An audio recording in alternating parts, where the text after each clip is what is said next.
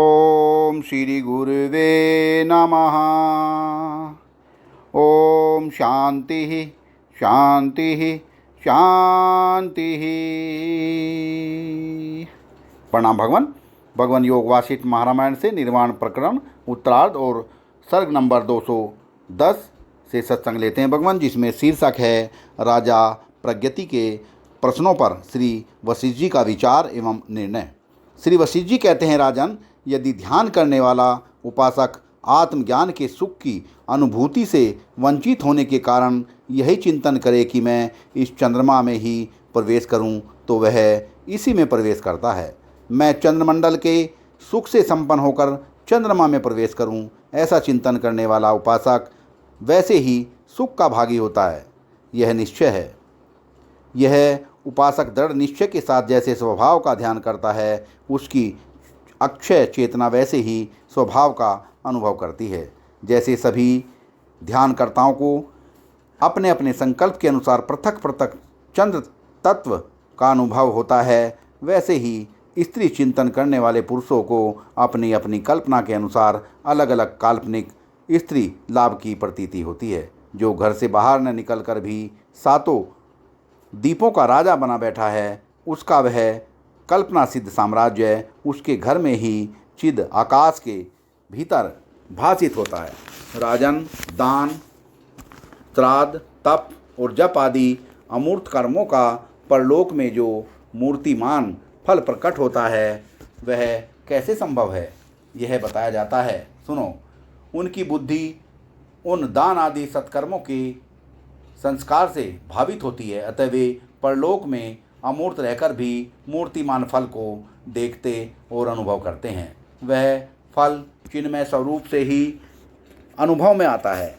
मन और ज्ञानेंद्रियों से वेदना और अवेदनाकार भ्रांति होती है। इस भ्रांति के द्वारा विषय प्राप्ति के लिए वह चिन्मय जीव मन सहित कर्मेंद्रियों से प्रेरित होकर सचेष्ट एवं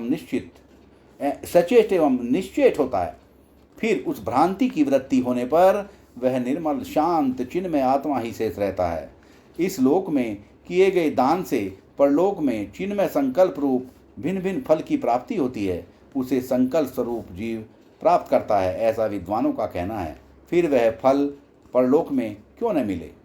इस कल्पना में संसार में अकृत्रिम संकल्प ही चिन्मय फल रूप होकर चारों ओर उपलब्ध होता है। भले ही वह दान न करने के कारण दारिद्र्य जनित दुख के रूप में प्राप्त हुआ हो, अथवा दान करने से ऐश्वर्य भोग के रूप में उपलब्ध हुआ हो, वह सब का सब होता है चिन्मय ही। राजन, तुमने जैसे पूछा था उसके अनुसार यह सब मैंने बता दिया। यह सारा जगत आकार शून्य तथा चिन्मय ब्रह्म का संकल्प मात्र है।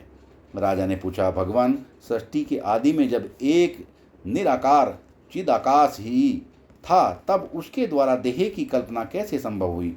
क्योंकि शरीर में ही चैतन्य की अभिव्यक्ति देखी जाती है। अव्यक्त चैतन्य में भ्रांति आदि नहीं देखी जाती। ऐसी दशा में पहले भ्रांति की सिद्धि हो, तब देह की सिद्धि हो सकती है, और देह की सिद्धि हो तभी भ्रांति की सिद्धि हो सकती है। यह अन्यायश्रय दोष आता है। तथा शरीर के बिना चैतन्य की अभिव्यक्ति कैसे संभव है? श्री वशिष्ठ जी बोले, महामते, तुमने देह शब्द का जो अर्थ समझा है वह तत्वज्ञानी के प्रति उसी तरह असंभव है जैसे आकाश में पत्थरों का नाचना। वाह भगवान वाह। तत्वज्ञानी की दृष्टि में जो ब्रह्म शब्द का अर्थ है, वही देह शब्द का अर्थ भी है। इन दोनों के अर्थ में वैसे ही भेद नहीं है जैसे अम्बु और अम्बस शब्दों के अर्थ में अम्बु और अम्बस दोनों जल के ही वाचक हैं, उसी तरह ब्रह्म और देह एक ही अर्थ के बोधक हैं। स्वपन देह के समान यह शरीर भी ब्रह्म ही है, उससे भिन्न नहीं है। यदि कहो कि स्वप्न देह भी ब्रह्म ही है, तो उसे भिन्न सा मानकर उसका दृष्टांत क्यों दिया जाता है? तो इसके उत्तर में निवेदन है कि यह तुम्हारे समझने के लिए युक्ति मात्र दी गई है। वास्तव में स्वप्न देह को उससे भिन्न बताना अभीष्ट नहीं है, क्योंकि स्वप्न भी ब्रह्म ही है। स्वप्न का तुम्हें अनुभव है, इसलिए उसके द्वारा तुम्हें समझाया जाता है। स्वप्न में यह शरीर कौन है, ये स्वप्न गत पदार्थ किसके हैं अथवा किसके स्वप्न बुद्धि हैं इत्यादि रूप से विचार करके ज्ञानी के द्वारा समझे गए भ्रम रूपी स्वप्न से अज्ञानी को बोध कराया जाता है। ब्रह्म में न जागृत है, न स्वप्न है, न सुषुप्ति है और न ही और ही कुछ है, किंतु मन वाणी से अगोचर तुर्य ओंकार स्वरूप परम पुरुषार्थ में स्वम प्रकाश चिदाकाश ही इस जगत के रूप में भाषित होता है। आज जो यह विश्व इस तरह भाषित सा होता है, इसे अभाषित ही समझो। पहले जिस तरह सच्चिदानंद घन रूप से भाषित था, उसी तरह वह अब भी अत्यंत निर्मल है। जागृत, स्वप्न और आदि अवस्थाएं इसमें कदापि नहीं हैं। यह द्वैत अद्वैत सब कुछ ब्रह्म में ही है। पूर्ण पर ब्रह्म परमात्मा से पूर्ण का ही प्रसार होता है। अतः पूर्ण परमात्मा रूप से ही यह जगत स्थित है। न तो कभी इसका भान हुआ है और न अभान। स्फटिक शिला के अर्थात शीशे के सामने घनीभूत मध्य भाग की भांति यह सदा सच्चिदानंद घन ही है। लोक शास्त्र वेद आदि में जो वस्तु युक्ति प्रमाण और अनुभव से सिद्ध है और वह सिद्ध ही है, वही वस्तु स्वानुभव से जानी जाती है। अतः परम पुरुषार्थ से फल देती है।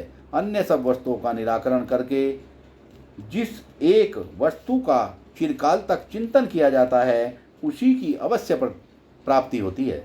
लोक में सब जगह देखा जाता है कि दूसरी वस्तुएं भी चिरकाल तक चिंतित या भावित होने पर अवश्य प्राप्त हो जाती हैं। महात्मन मतिमान नरेश, इस प्रकार मैंने तुम्हारे महान प्रश्नों पर विचार करके अपना यह निर्णय बताया है। तुम शीघ्रतापूर्वक इसी मार्ग के पथिक बन जाओ तथा मन से निश्चिंत, शरीर से निरोग और इंद्रियों से वासना शून्य होकर सर्वश्रेष्ठ हो जाओ। सत्संग को विराम देते हैं भगवान। प्रणाम भगवान।